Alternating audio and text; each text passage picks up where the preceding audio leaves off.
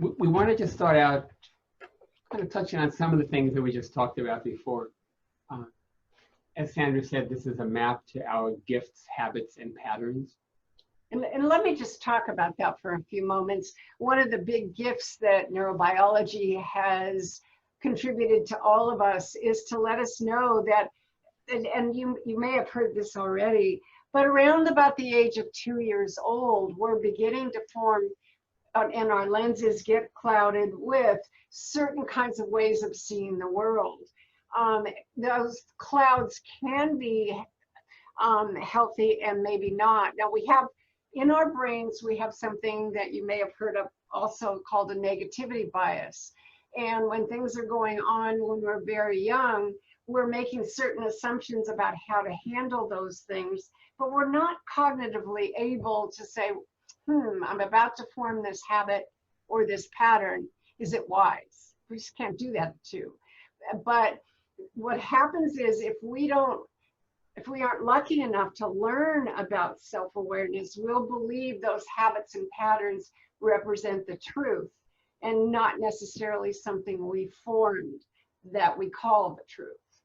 So we want the options, and that's what self-awareness allows. And unfortunately, most of us in our school situations, sometimes in our families, maybe not, but often we don't get the benefit of learning truly about self-awareness. So then we can believe what those lenses were colored by very, very early. Mm-hmm. Yeah, and echoing some of what you all were saying about the Enneagram, or about your interest in general. A lot of the people we introduce the Enneagram to, after a while, their reaction is, I just wish I'd known this 10 years ago or 20 years ago, because it really is a map to our lives. You know, the basics of the Enneagram include that there are 9 Enneagram types. And while we have aspects of all 9 types, at the core, we're only one type. And whether we were born with that type or whether it formed in the first year or 2 of our lives, once it's formed, it doesn't change. But what does change, as we'll show you in some slides coming up, is our level of awareness or freedom within that type. And so the Enneagram, the way we use it, is not about putting people into boxes. It's about seeing the box we're already in and how to expand that or even get out of it over time. But what's amazing about it, and to personalize this, my first week-long Enneagram training was about 26 years ago. And when they came to my type, and I recognized my type, I could look back over my whole life and see that it was a guiding principle behind everything I had done, for better or for worse. And we use the Enneagram a lot with clients as needed, but we use it on a daily basis for ourselves to try to orient ourselves to be the best us we can be. And I would say out of all the times that I screw up, where I look at something and I go, I could have done that better, I should have done that better, I could have handled something more effectively, maybe 90% of the time, it's directly related to my Enneagram type. So once we get our type right, which is really important, it becomes a shorthand to the particular things we need to pay attention to, because what I need to focus on to be a better human being and a better leader is different from Sandra, and it's going to be different from any of you who aren't the same type I am. And don't be surprised if you see aspects of yourself in all 9 types. But like Joel says, what's really important is to know that core type that you were born with, or at least formed by the age of a year old. What happens is that it begins to color much of how we act and view the world. But again, you will see, and the more well-developed we are, the more of the aspects of all the types that are there. But that core type is going to impact us. There's good evidence for the rest of our lives, and we really need to know that when it shows up. You see that quote from Lao Tzu, and we're defining self-awareness as that deep curiosity you see in there. That's what's really driving me, what I think, what I feel and do. And so we're curious. We're going to stop the sharing for a minute here. No, actually, I guess I can keep the sharing up. This is an anonymous poll, but we're just curious to know a bit about what people's experience is. So you all should see a poll in front of you. Just how much of a focus has self-awareness been in your life? Deeply reflecting on who you are, what makes you tick. And just respond. And again, this is anonymous, but it gives us a sense of the range of who's in here. So self-awareness is already something that at least 2/3 of you have really made a major focus of your life, and the rest of you, it's still something that you explore. That's going to make this really fun, because sometimes we've done the Enneagram with groups where it's really new, and it's just it's harder because the Enneagram is the vehicle we've been riding. It's not who we are. But you have to have a certain level of self-awareness or mindfulness to be able to separate out who I am from my habits and patterns. I want to expand on one of the words Joel used a few minutes ago, and that's curiosity. So there's a lot of evidence to show that we're all, if we're healthy, we haven't been severely traumatized, we have enough to eat, that we're very curious little beings. And what, anybody want to guess about how many questions a little one asks before the age of 4 a day, once they can talk? Like 100? Try 300 to 400. What happens to those little ones when they, and we're not blaming the education process, but unfortunately they need to pay attention to this. What happens when those little ones go to school? What kind of message do they get when they start to express all this curiosity? Yeah, don't ask questions, just follow. Yeah, and also that the majority of what little ones are taught has supposedly one right answer. And what do you think the consequence of that is? Because it certainly does cut down on curiosity. But then the little one, neurobiologists tell us, has this illusion that there is one right answer to most things. So what do you think happens to the brain? What we've learned is that we have very limited black and white neural pathways. That does not mean we're not smart. It does not mean we're not experienced. And if we aren't lucky enough to have this kind of introduction to some kind of tool to help us truly get back to, there is no one right answer to anything that's complex. We have neural pathways, neurobiologists tell us, that again lead us to be biased into black or white thinking, right? And you probably know, maybe you see that in yourself and see that in others. And again, that doesn't mean somebody's not smart. It means that's the conditioning that our educational process and much of our context and cultures reinforce. The basic agenda, and this will always change, but we're going to be having a short focus on what we call awareness doesn't equal change and what it takes to make use of the Enneagram. Because a lot of you have a background in self-awareness already, this may not be any news, but we still want to cover that. We'll be going over the basics of the Enneagram. We might get through the triads. The Enneagram triads are ways of breaking the Enneagram into 3 groups of 3. And it really helps triangulate our types. And so we'll be doing that before we go over the individual Enneagram types. We'll be doing the triads. Then, probably not today, but we'll see what we get to. We'll be describing each of the Enneagram types in detail to get you, so that you can really get a sense of what it's like to be that type, what it's like to be someone around that type, and help you hopefully identify your type more effectively. Some fun activities along the way. We have some videos to help you, where you'll be looking at the videos and trying to decide what Enneagram type is being represented. At the end of our 4 sessions, we'll be releasing your Enneagram reports. I think we explained that already, but the reason why we do it this way is that this assessment is the only assessment that we use now. It's out of South Africa.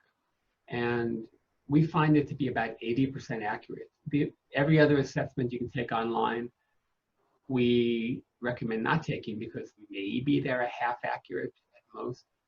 But still, 80% means 4 out of 5 are accurate, but 1 out of 5 isn't, which means easily 2 of you will have an assessment that doesn't match your type. And so we want you to really be working with the information on the Enneagram first, and then your report isn't the right answer. It'll be one data point that you can see whether it matches what you thought to that point, whether it doesn't, and then we'll be meeting with each one of you individually to make sure you get your type right, because that's vital on the Enneagram, more than any other assessment.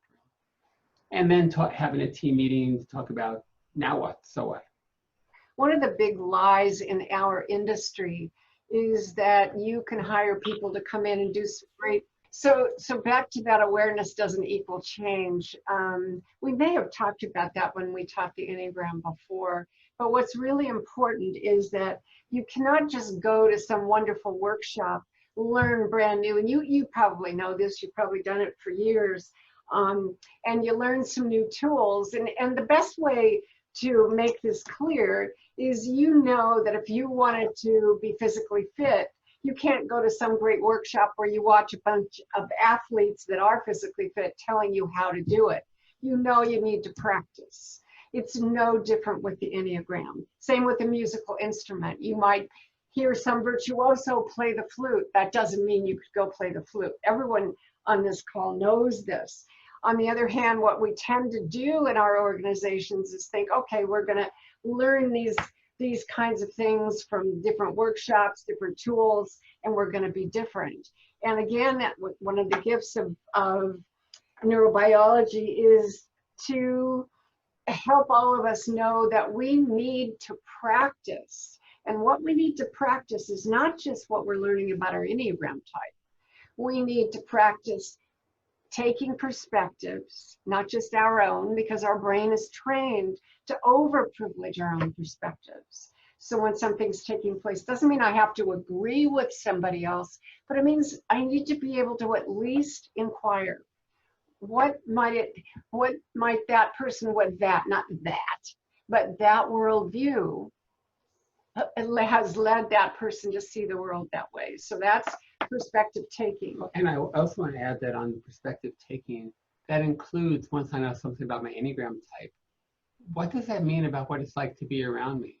And how am I impacting people around me? And am I demanding that they respond based on how I want to see the world? Or am I adapting so I can be as agile as possible with everybody around me?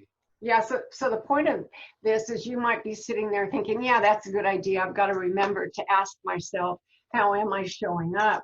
But the thing is, what's now known is we aren't going to ask questions that were not habitually developed in order to ask. So we have to practice. What would it be like to take perspectives, seek perspectives when we don't have enough to take?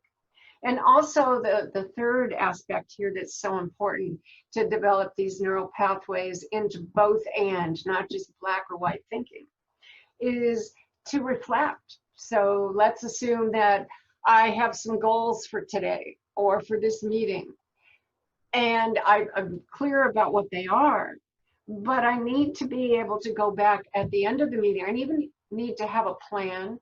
And how am I going to carry that out? And then at the end of the meeting, how did it work? Not to find myself doing it wrong. Unfortunately, that's what most of us have learned. But what did I learn from that plan that I took? And how does that give me more opportunity? So anyway, perspective taking, seeking, and reflection have to be practiced in order for us, when we learn something new, to actually be able to apply it. Mm-hmm. Yeah, and we're going to show you a short video. Hey, it's me, Destin. Welcome back to Smarter Every Day. You've heard people say it's just like riding a bike, meaning it's really easy and you can't forget how to do it, right? But I did something. I did something that damaged my mind. It happened on the streets of Amsterdam, and I got really scared, honestly. I can't ride a bike like you can anymore. Before I show you the video of what happened, I need to tell you the backstory. Like many 6-year-olds with a MacGyver mullet, I learned how to ride a bike when I was really young. I had learned a life skill and I was really proud of it. Everything changed though when my friend Barney called me 25 years later. Where I work, the welders are geniuses and they like to play jokes on the engineers. He had a challenge for me. He had built a special bicycle and he wanted me to try to ride it. He had only changed one thing. When you turn the handlebar to the left, the wheel goes to the right. When you turn it to the right, the wheel goes to the left. I thought this would be easy, so I hopped on the bike ready to demonstrate how quickly I could conquer this. And here he is, ladies and gentlemen, Mr. Jesse Salem. First attempt riding the bicycle.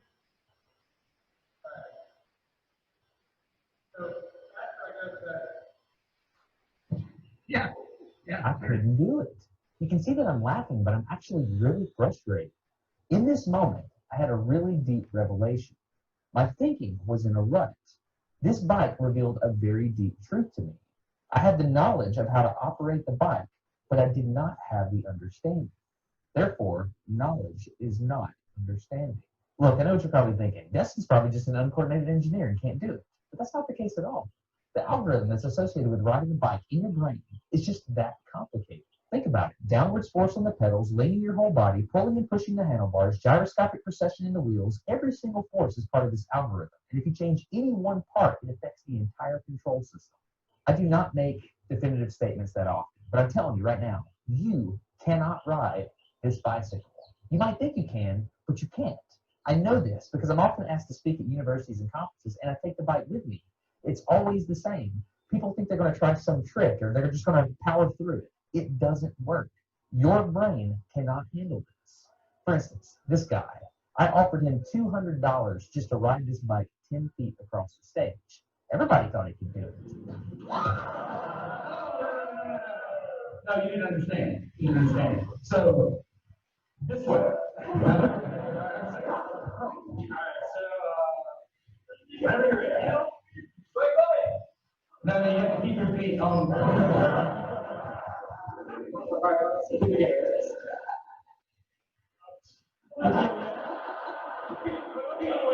Let it get start rolling, please.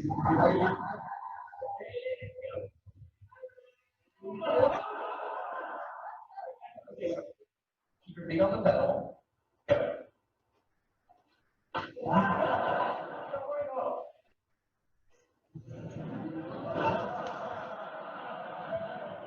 Go.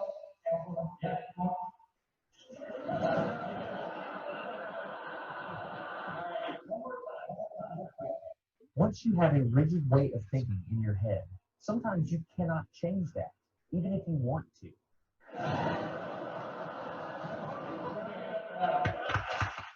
Here's what I did. It was a personal challenge. I stayed out here in this driveway and I practiced about 5 minutes every day.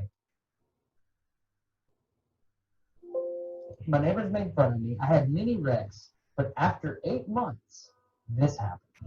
One day I couldn't ride the bike, and the next day I could. It was like I could feel some kind of pathway in my brain that was now unlocked. It was really weird though. It's like there's this trail in my brain, but if I wasn't paying close enough attention to it, my brain would easily lose that neural path and jump back onto the old road it was more familiar with. Any small distractions at all, like a cell phone ringing in my pocket, would instantly throw my brain back to the old control algorithm and I would wreck, but at least I could ride it. All right, today's bike log. I can ride smooth, I can ride fast. I'm thinking the experiment is over. So the reason we show that is based on everything that Sandra was just saying, that just like anything with self-awareness, the first part of the Enneagram is getting our type right, is making sure that we have the correct one of the 9. But that's useless unless we find some way to make real use of that. So what you learn with the Enneagram is what actually drives me. What are my core beliefs? What strategies have I used my whole life to get to what I consider a happy, successful life? But to actually make use of that requires some kind of daily practice. And part of what we know about how the brain changes is that reflecting 10 minutes a day is more effective than reflecting an hour once a week.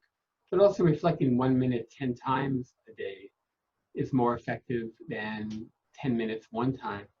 And so, as Sandra said,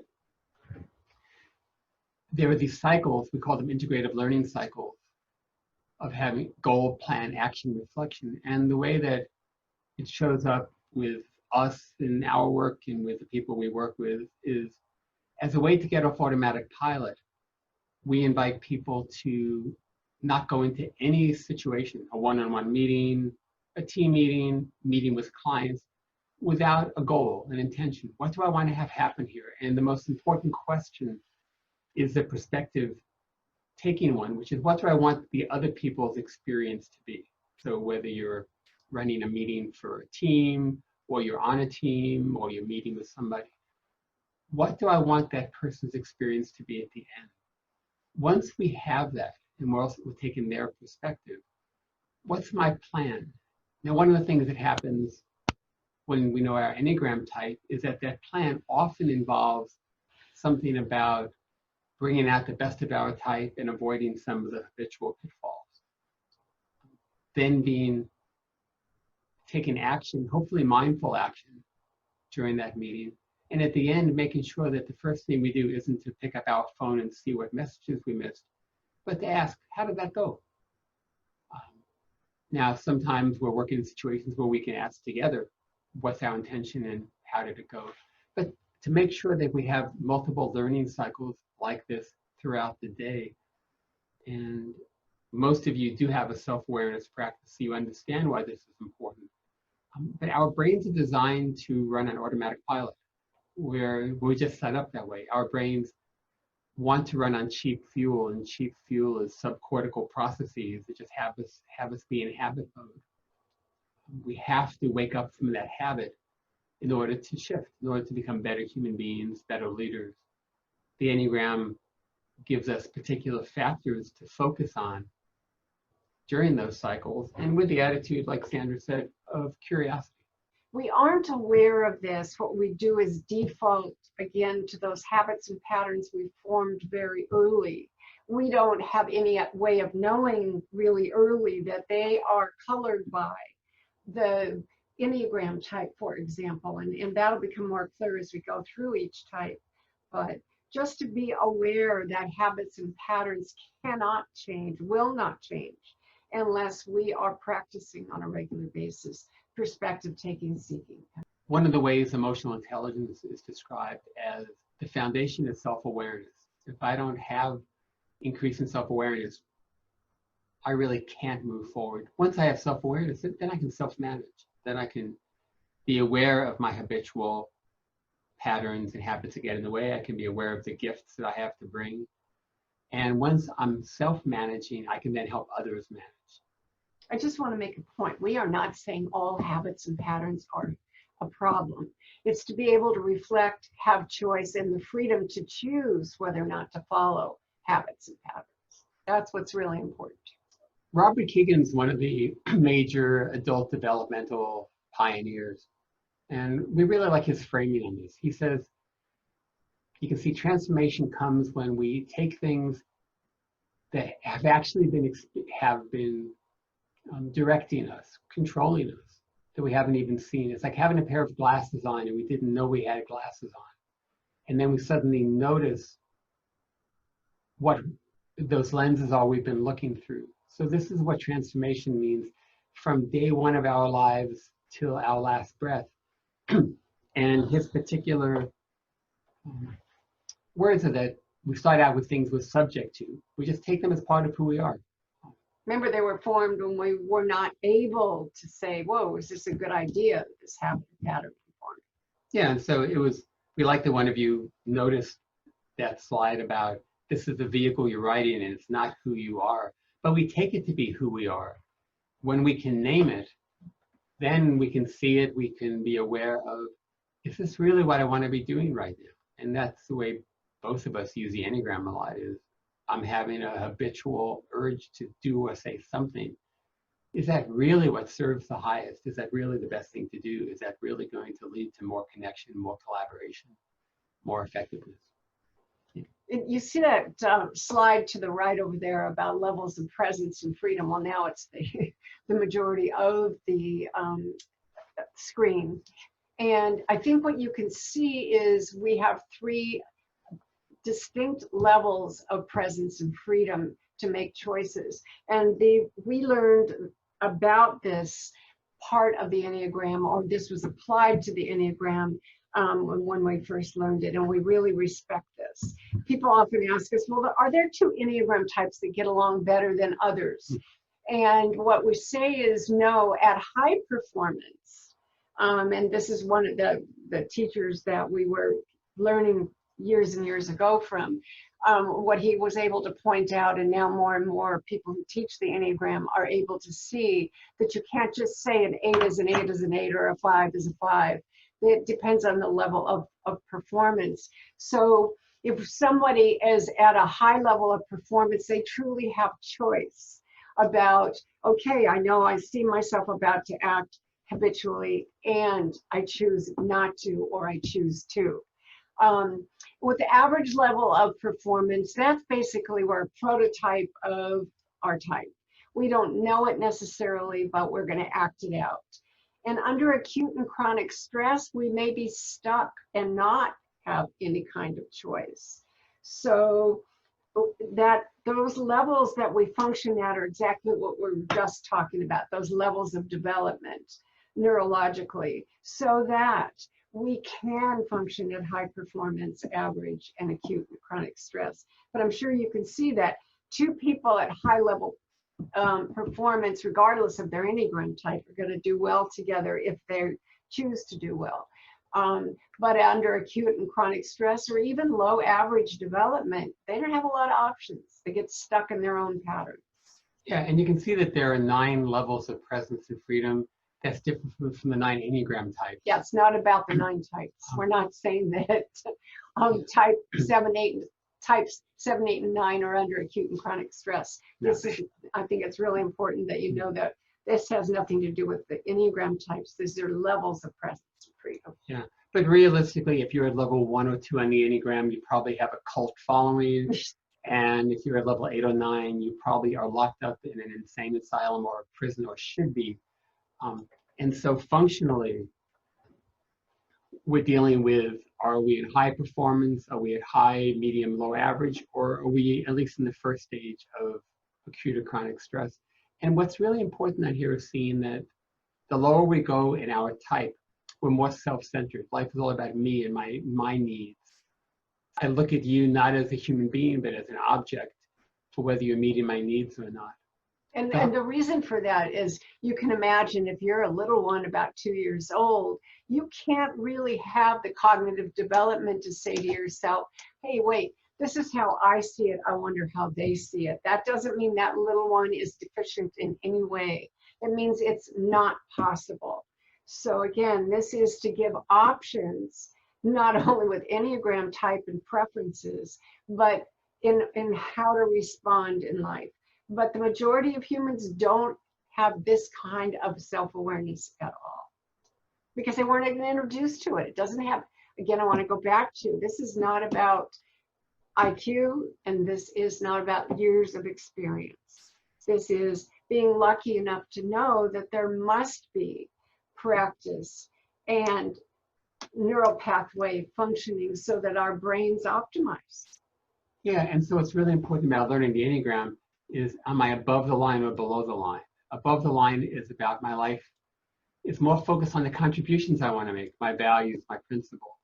The more I move down, the more it's about blaming, justifying, defending myself. And so, again, the reason to learn our type is to be able to get clearer about where we actually are within our type. Or again, what I was saying earlier, if when I'm highly developed, if I am, I have options to take advantage of the gifts of all the 9 types. And you're all going to see some aspects. It's whether or not you can make those choices to integrate those other types when there is a situation that is pushing on a habit or a pattern. 3-dimensional Enneagram is that there are these 3 levels of freedom or awareness in the type. And that's different from the 9 Enneagram types. So that we are a type and we function at a particular level, but that level is going to change throughout the day. So here are 2 people. And you can see that we all have a center of gravity where we function most of the time, and a bandwidth. Person on the left, generally functions at high performance, is really effective in life, has relationships that works. That person's life is a reflection of their values most of the time. On some days, that person is remarkable. And at worst, they're a moderate pain in the ass under stress. The person on the right is a huge pain in the butt most of the time. At best, is tolerable, and at worst, could be dangerous. Yeah, and you might be sitting here thinking, you know what, I'm different in different situations, and that's absolutely true for all of us. But the point is, if you were to look at center of gravity and bandwidth, what you're asking yourself is, somebody followed me around over time. At what level do I normally function? So we're going to be talking about the history a little bit. People sometimes talk about the Enneagram as having been sort of discovered in the early 1970s. There was a guy named Oscar Echazo in Chile who got a bunch of Westerners, I think mostly psychiatrists, together to talk about what he'd put together with the Enneagram, and then those people went and started teaching it in North America. It got started in a major way in the Jesuit community at the time, as well as psychotherapy communities. But it actually has a much deeper root, and we want to share some of that because it's really important to help you bring in the depth of the Enneagram. So one of them is that you'll see on the Enneagram that each type is associated with words like envy, lust, pride, greed at average to low average levels, which you recognize as the 7 deadly sins. And so one of the questions is, well, those are associated with the Enneagram. How did that happen? But also, why are there 7 deadly sins and 9 Enneagram types? So it's kind of a cool thing, short story. There's this guy, Evagrius, who went around and met with the desert fathers in the 1st and 2nd century AD. Actually, there were desert mothers, not desert fathers, but the usual gender stereotypes got carried, so they talked about them as desert fathers. But these people who are fervently meditating, praying in the desert, and he'd be saying to them, how's it going, and is anything getting in your way? And they would describe how things are going when things are going well in that practice, but also what tended to pull them aside. And hamartia is a Greek word, basically missing the mark. That got translated as sin. But sin here didn't mean you're a bad person. It just meant what gets in your way. So, you know, and you'll be seeing this when we get to the Enneagram. An Enneagram 1 might be saying, I'm always judging myself that I'm not praying well enough. An Enneagram 2, I'm so busy trying to help the person in the cave next to me that I keep forgetting about my own prayer. You know, Enneagram 3 is, I'm looking for validation from others. I don't really know how well I'm praying unless other people are telling me how good I am. You know, Enneagram 4 might be saying, people just, you know, I keep missing out. I keep thinking there's something wrong with me. And we could go around the Enneagram that way, but essentially he categorized those. And then there's this guy, St. John Cassian, who popularized all this. But when Evagrius first put it all together, he mentioned 8 specifically and implied the 9th. So in the original work that he did, all the 9 types were there. So that's kind of a cool part of this. Any comments, questions on that one? We were lucky enough to go to Egypt with an Egyptologist that could interpret the hieroglyphs in the pyramids. It was an incredible experience. You get to see how ancient the roots are. Yet, I want to add one more thing. Sure. And yet, absolutely up to date in terms of what we need to be self-aware. Mm-hmm. The second thing, which is very cool, did any of you read the Odyssey from Homer? Odysseus, or Ulysses, goes off and fights the Trojan War, does the whole Trojan horse thing, yay, successful, wins. And it was supposed to be, I think, a 3-week sailing trip back to Ithaca. And it took him 10 years. And if you read the Odyssey, he goes through 9 realms on his way back from Troy to Ithaca. And those types are in exact order, Enneagram 9, 8, 7, 6, 5, 4, 3, 2, 1, in a remarkable way. And so clearly the system was known 600 BC, if not much earlier. So that's another thing, just to kind of show you the depth of the Enneagram. And the last thing, which was put together by David Daniels, who was one of the main Enneagram teachers. He passed away a few years ago. He was a psychiatrist who taught at Stanford. That there are these two people, Thomas and Chess, who put together a temperament scale. And they found that they could reliably identify the temperament of infants by 3 to 18 months. And each one of those maps onto an Enneagram type. Not only were there 9 of them, but they mapped very well. And so this again goes back to what Sandra was saying, that we form our Enneagram type, either we're born with it or it's formed very early, 3 to 18 months. And then the pattern is consistent throughout our lives. Just some basics about the Enneagram.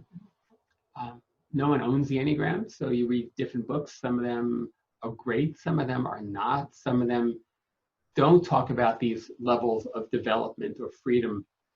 And they talk about, well, if you're an 8, then you are blank. And that's not the way More we use the dogmatic Enneagram. rather than the incredible richness and the depth that an Enneagram really possesses. Mhm. We tend to recommend the books from the Enneagram Institute, Don Rizzo and Russ Hudson.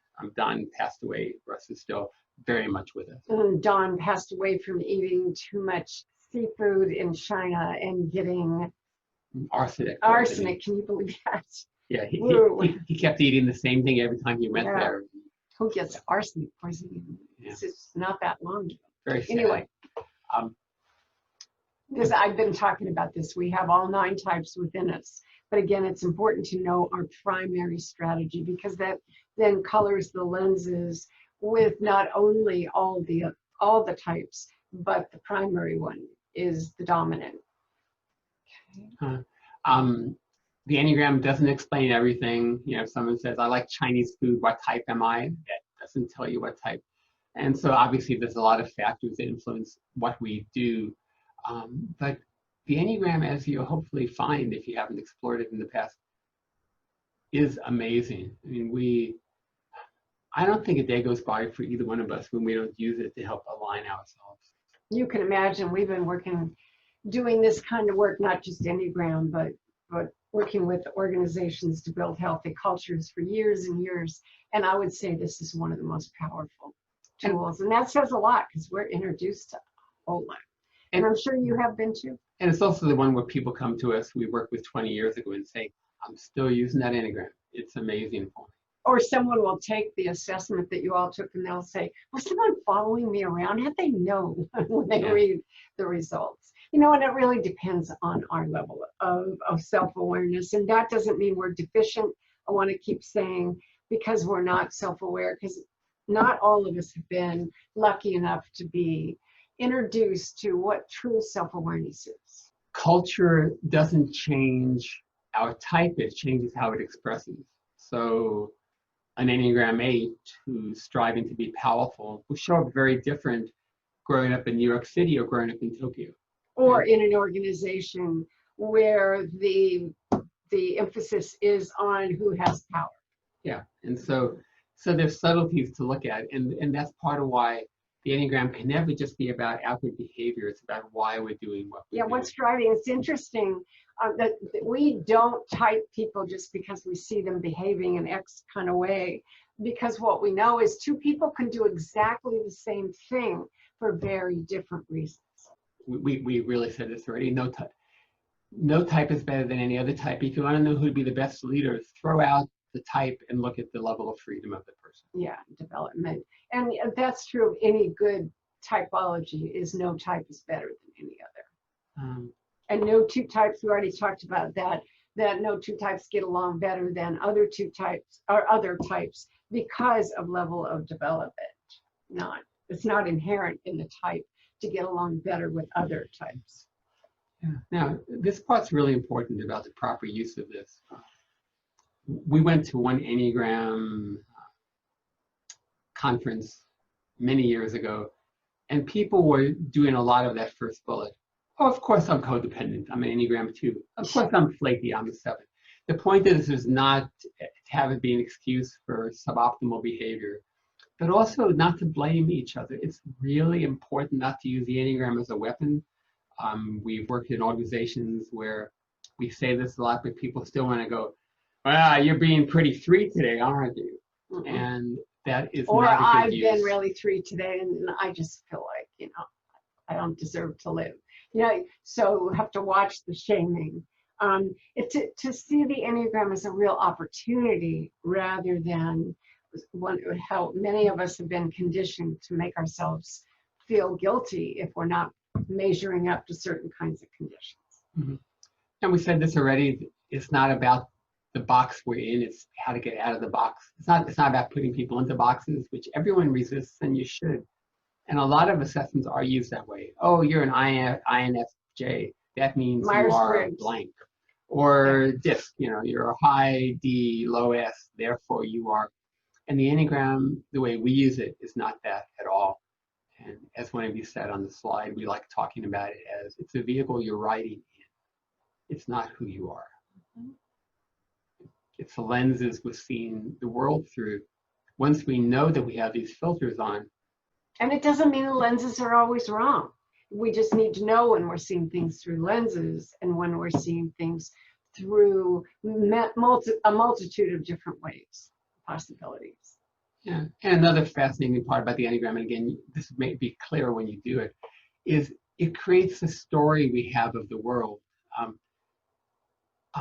Do any of you have a sibling who is close to you in age, but where you talk about what it was like when you were growing up, and it's like you had totally different parents?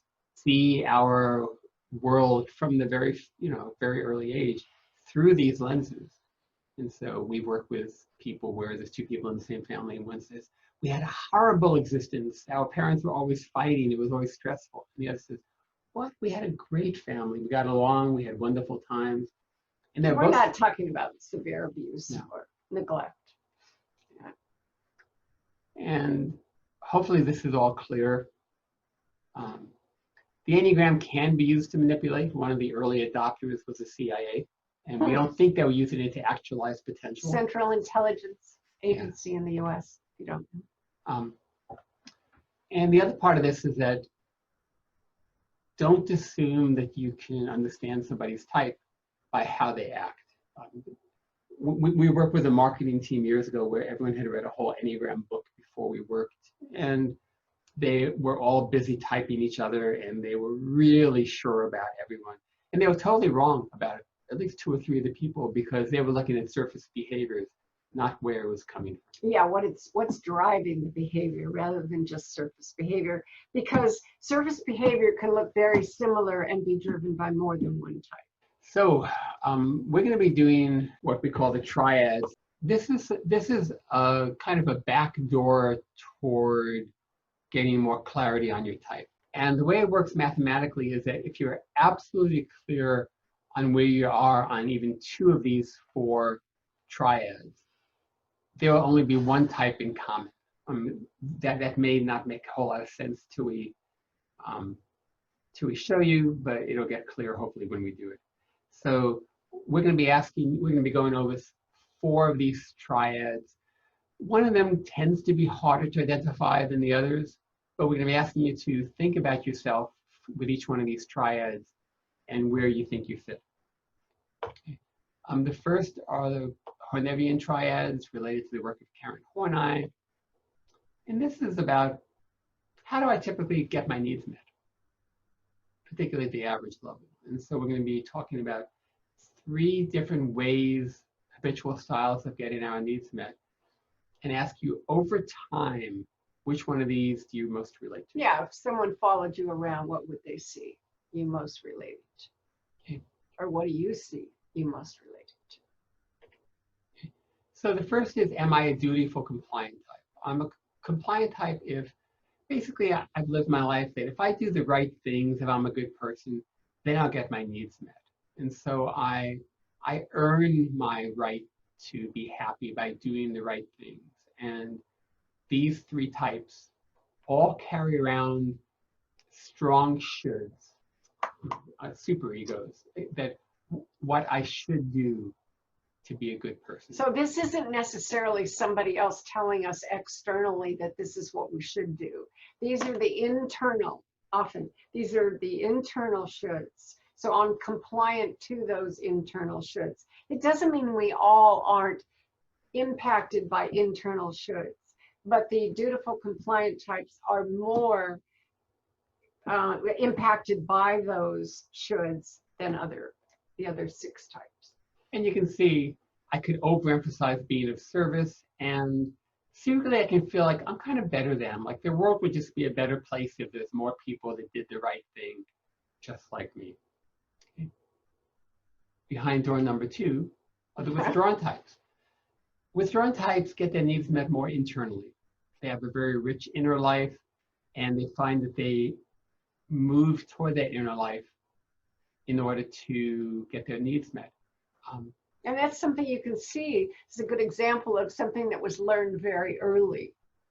All right, because the lenses were, whoa, if I am external about trying to get my needs met, they weren't. And so I'm withdrawing internally.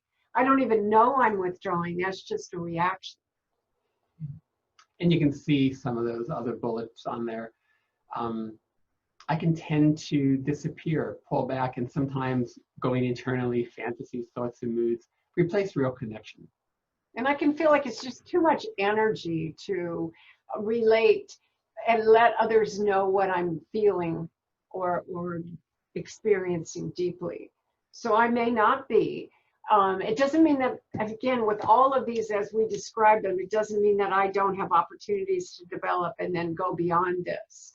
But in the beginning, I made decisions that, wait a minute, I want to secretly be, and I know I don't necessarily tell anyone this because I don't know to tell anyone when I'm really young. I'm internal about how I do things. Mm-hmm. And again, it can take me, I can believe, but I can't cognitively describe too much energy to relate to others. And the last type, all that sounds like too much energy, right? If you have needs, let's just go meet them. I'm just going to demand what I want. I don't need to first be a good person. I don't need to go internally. I live my life where I tend to be active and direct, and I go for what I want directly.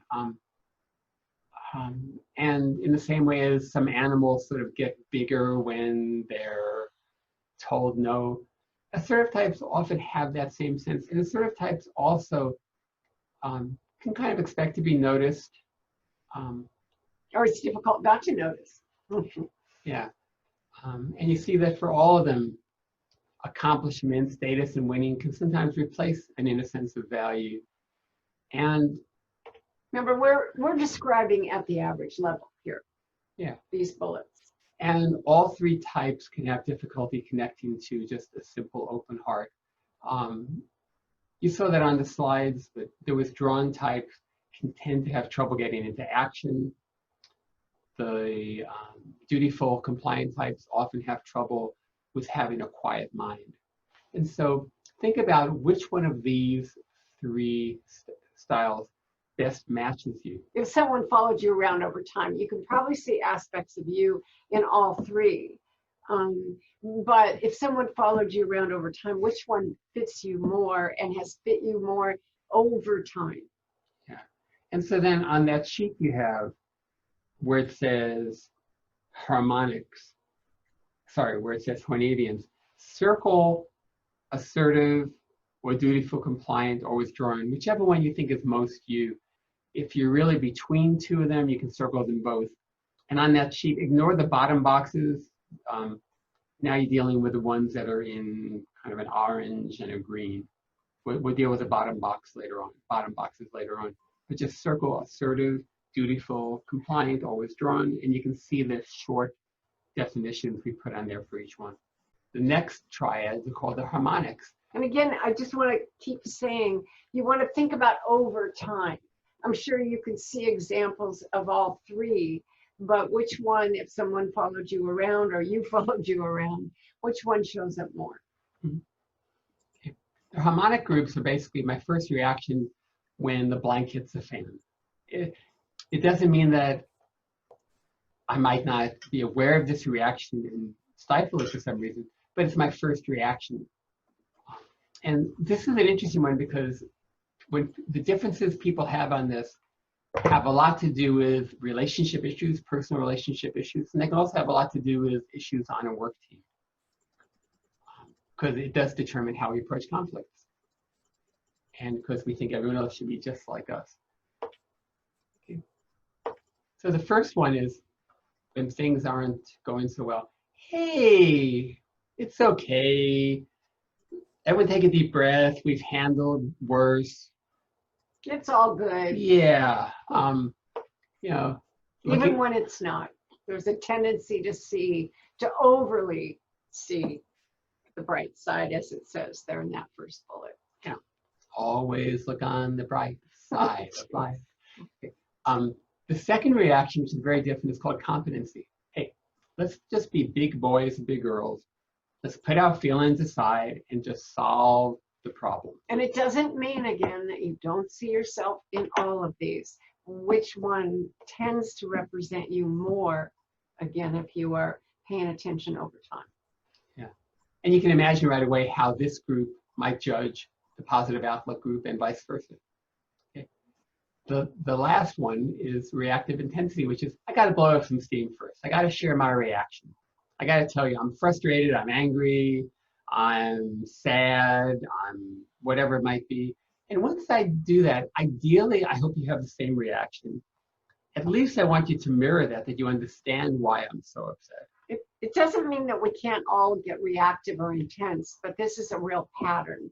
And again, it's not something when you're 2 years old that you are knowing that you're reactive or intense. It happens to be a natural reaction. Which one of these is more your typical reaction when the blank hits the fan? Is it positive outlook? Hey, we've dealt with worse. We can get through this. Is it competency? Let's be big boys, big girls, put our feelings aside and just deal with the issue. Or is it reactive intensity? First, I got to blow off some steam. I got to tell you my emotional reaction, and then I can move ahead. And I'm sure most of you are saying to yourself, wait, it depends on the situation. But again, think about over time, because you're looking at something over time and over the years. Which ones would represent you the most? Mm-hmm. And circle whichever of these three on that sheet most fits. The next one are the centers, the core issues. And this is often the one that people know about on the Enneagram. You'll hear people talking a lot about the body center, the heart center, and the head center, or the anger center, the feeling center, and the anxiety center. There's different ways of looking at it, but it's the core issues. And so the first is the belly center, and the fundamental issue is about autonomy. Is somebody trying to mess with me? The qualities, the high qualities of people from this triad are what you see: strength, power, groundedness. It doesn't mean other types don't have some of these tendencies, but again, if you followed around or spent time with those in the instinctive belly center, you're going to see these characteristics more often than not. Yeah, but you can see, I don't want to be messed with. And when you do mess with me, when I feel like my autonomy is threatened, I'm angry about that. So you can ask yourself, does that represent a lot of what your life is about? You'll see when we get into the types, there are three very different strategies for autonomy that show up here. But it's the same core issue. Okay. Next one, feeling, heart, image center. Here, how you see me is very, very, very, very important. My value is in the eyes of other people. The qualities on the high end, you can see, beautiful qualities, the preciousness, the meaning of life, sensitivity. You see at the average level, all three of these types create an image. I'm going to construct an identity to get valued by others. And so the question here isn't, do I like to have people like me or love me or appreciate me or respect me? We all want that. The question is that a have to have almost all the time? Is it something that really runs your life? when I'm one of these three types, and when I did that first Enneagram training a long time ago, I looked and I could see that it ran through everything I had done, personally, spiritually, professionally. You make me real. You can see the words that we put in there, and shame can be underneath that. If I'm not being validated, if I'm not being seen the way I want to be seen, I can drop into shame quickly. And without self-awareness, you don't necessarily know you're dropping into shame. It feels like an accurate reflection. Okay. And then the mental center.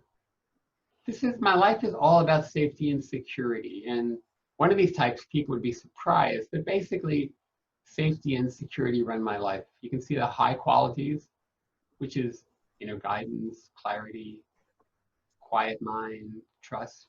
All three centers have beautiful higher qualities, and average level qualities are not beautiful. What they are is they can be a rigidity where the person and other people are left out of people's needs are left out of the picture.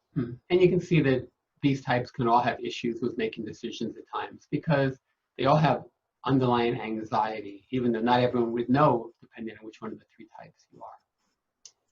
So again, any questions about these help you circle which one of them is most likely you. The last set of triads is often harder for people to get, but we put it out there and you see if you can get it. It's called the wallpaper, and it's The surround. yeah, it's the background exactly. So one of them is attachment, and attachment is I look at my life and I tend to hold on to whatever seems to work. That could be roles, that could be relationships, that could be habits and patterns. But I tend to hang on to things too long.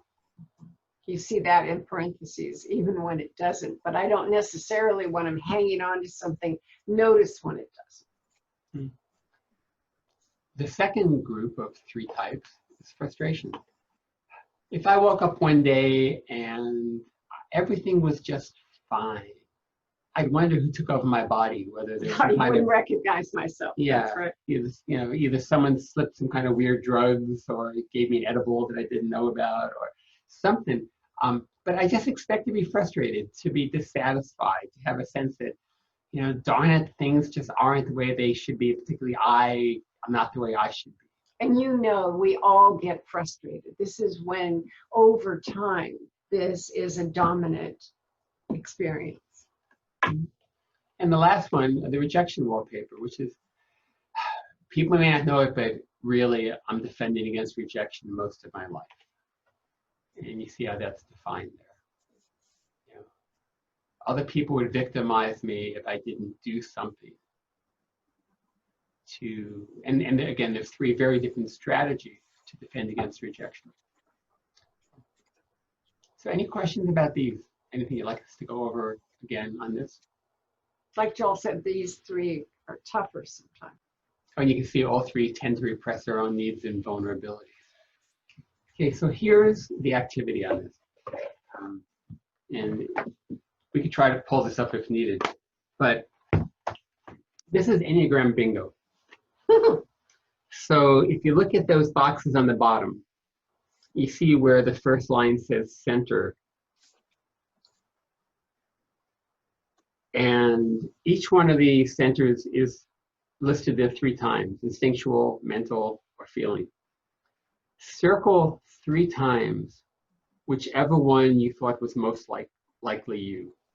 If you're in the feeling center, you thought, or an image, circle that 3 times. If you're in the instinctual center and not wanting to be messed with, circle that 3 times. The mental center, safety and security, circle that 3 times. And then do the same with the harmonics. Circle whichever one, competency, positive outlook, or reactive. Circle that 3 times. Hornavians, circle that 3 times, dutiful, assertive, withdrawn. And wallpaper, frustration, rejection, attachment, circle that 3 times. And then what you're looking for is there any type looking at the columns, where I have 3 or 4 things circled that could make that very much likely my type. Okay, so I think Sandy used this word before. One of the ways of looking at each type, and this comes from a guy named Mario Sikora, is that each type is striving to feel in a particular way. Each type is looking for a very different experience than the others. That doesn't mean all the time, but over time. Yeah, and then we think and then act in ways that support that feeling. Mhm. And the slides we'll be showing you, we have a friend from Australia who came up with these years ago, where she took one photo and then colored it differently as a way of showing that the 9 types live in 9 different worlds. And so you see how these play out over time. Okay. Now, each slide for the types is going to have a particular format, and it's going to start with music for the type.